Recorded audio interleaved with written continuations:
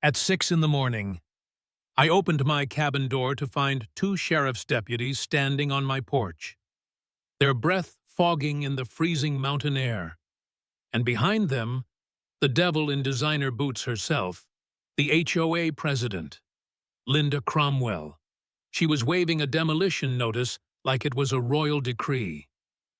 "You have 24 hours to remove your illegal structure," she said, her voice slicing through the stillness like an ice pick.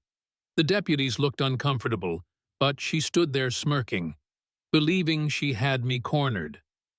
I took a slow sip of coffee, handed her a folded document stamped with the federal seal, and said, "Before you embarrass yourself, maybe you should check who actually owns this land." I'll never forget the way her smirk melted, like snow under July's sun. "I'm Mason Walker, retired Air Force logistics officer, widower, and apparently the favorite target of the most drunk HOA president Colorado's ever seen. After my wife, Emily, passed away 3 years ago, I left the suburbs behind and built this cabin in the mountains, a place we'd dreamed of for years. 2 acres of peace surrounded by pine trees, tucked against a ridge where the wind smells like freedom. I got every single permit, every inspection, every county approval. Building it with my own hands helped me survive that grief, nail by nail, board by board. It was never supposed to be a fight, until Linda moved in. Linda Cromwell came from Denver. You could tell before she even opened her mouth. The white Escalade, spotless every day. The fake smile that always came with a whiff of expensive perfume. Within a month of moving up here, she'd joined the HOA board.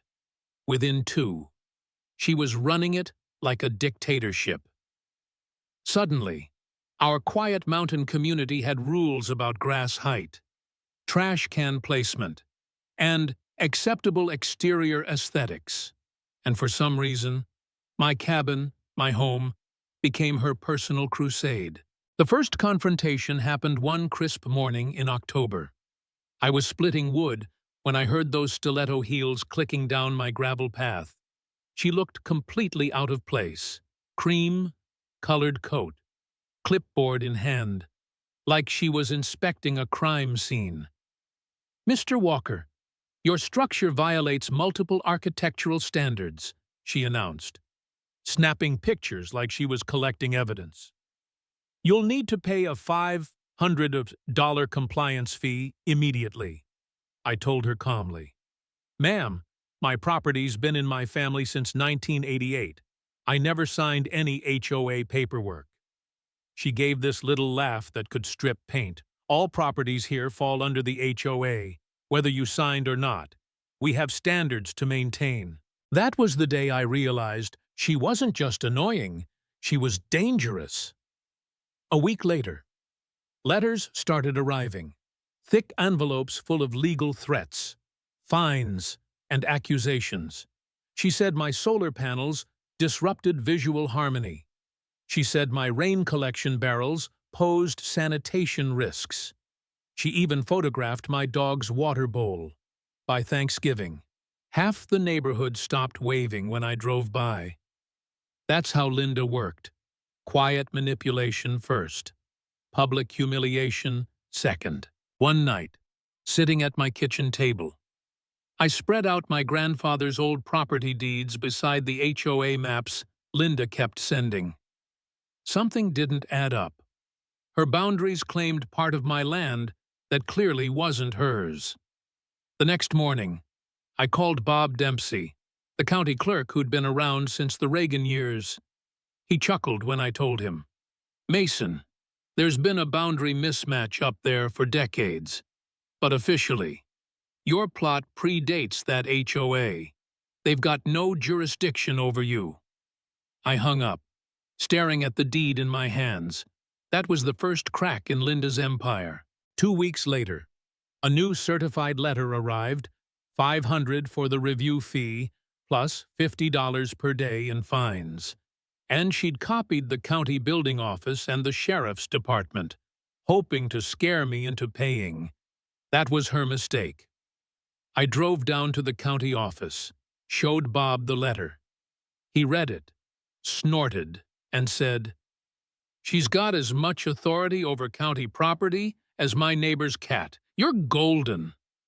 We printed every permit, every inspection record, every signature I'd ever collected. I mailed copies back to Linda, politely, with a note that said, "Do your homework." But instead of backing off, she doubled down. She filed a noise complaint with the sheriff's office about my generator.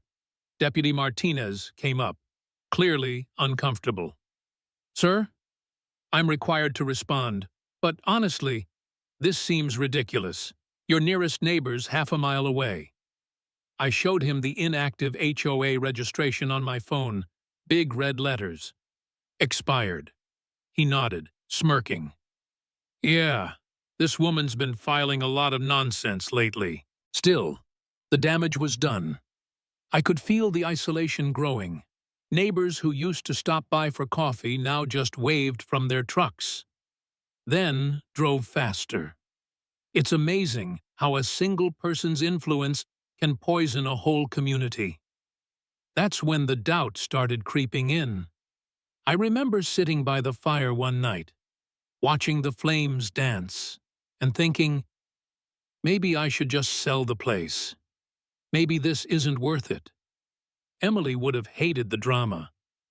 I looked up at her photo on the mantel, that smile of hers frozen in time, and I swear I heard her voice in my head. "Don't let bullies win.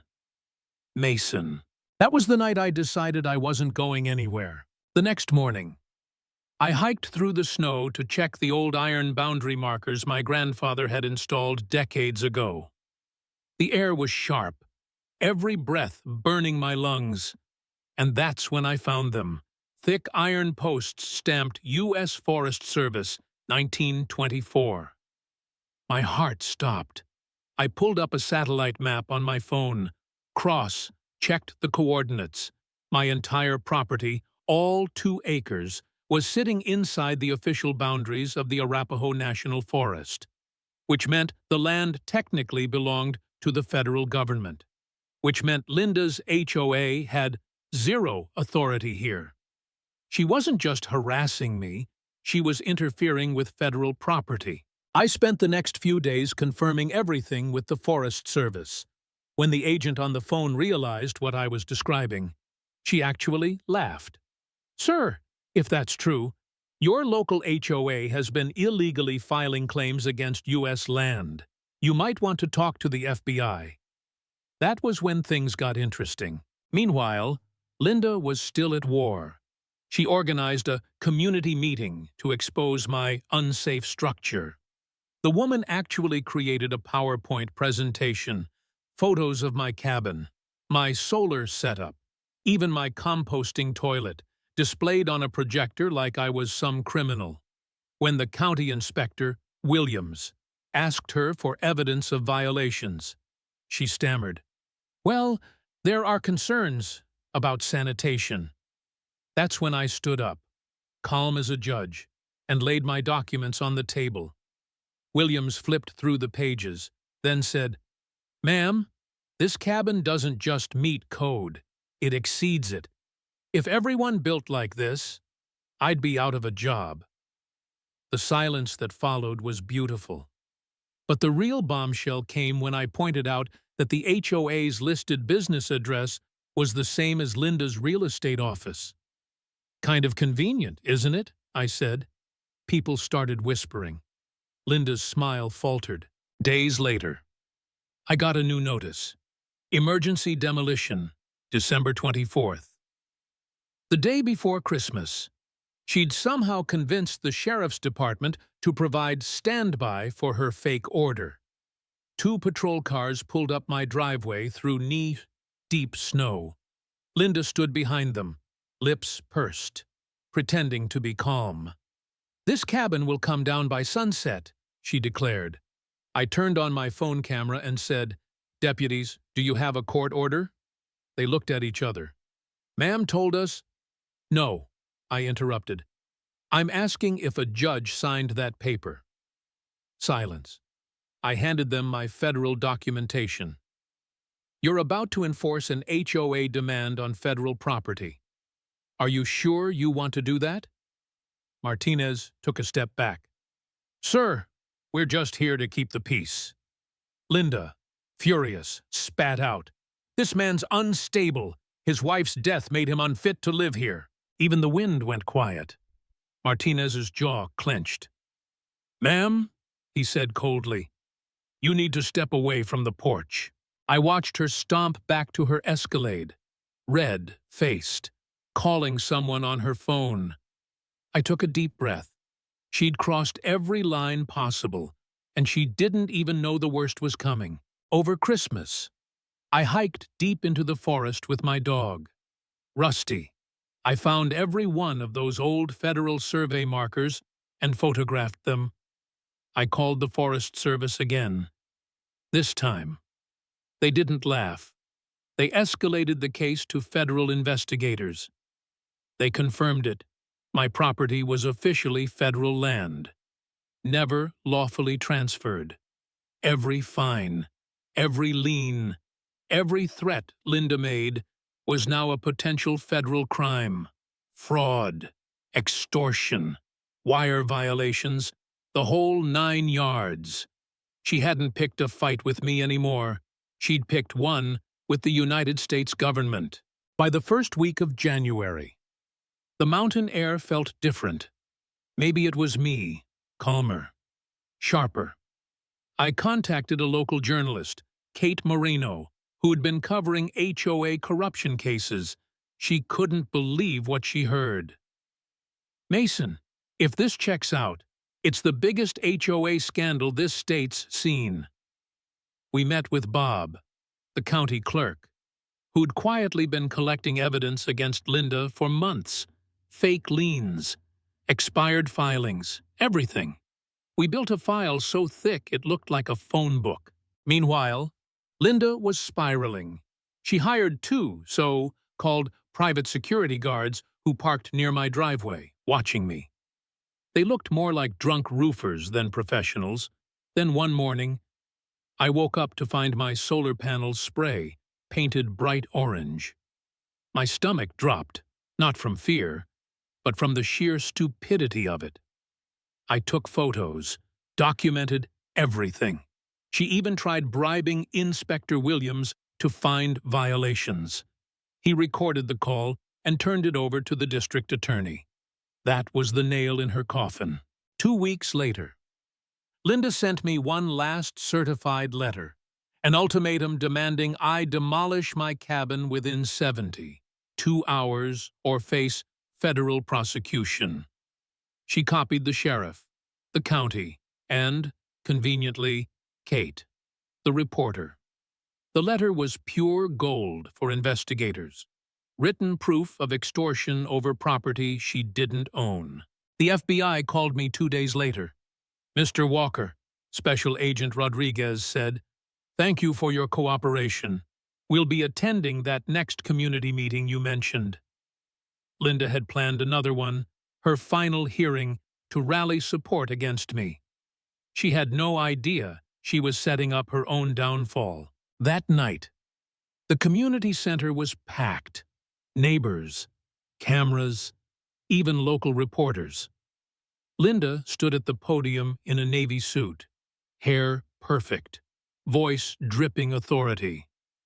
"We are here to address a danger to our community," she began, pointing toward me. "Mr. Walker's illegal structure." I cut her off. "Ma'am, before you continue, maybe you should hear from the people who actually own this land." I held up the Forest Service report, the federal seal glinting under fluorescent lights. "This cabin sits entirely within federal forest boundaries. That means you've been filing fake claims against the United States government." Her face drained of color. "That's impossible," she stammered. And then Agent Rodriguez and two investigators stood up from the back row, badges out. "Linda Cromwell," he said, "you're under arrest for wire fraud, attempted extortion, and filing false claims against federal property." The room exploded. Gasps, whispers, then applause. Linda tried to protest.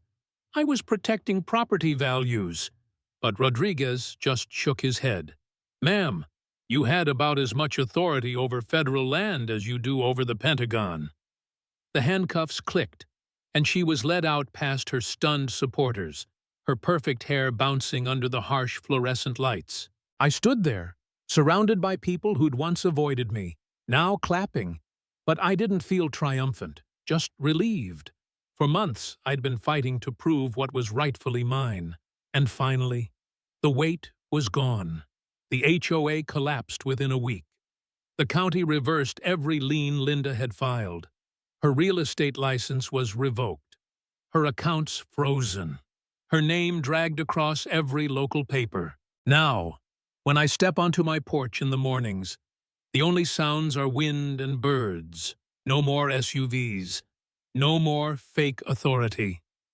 The cabin stands firm, sunlight glinting off the repaired solar panels, a reminder that sometimes peace is something you have to fight for. I still keep that federal seal framed above my fireplace, not as a trophy, but as proof that no bully, no title, no HOA president has the right to intimidate someone who's willing to stand their ground. And if this story taught me anything, it's this. Bullies only win until someone stops being afraid to tell them no.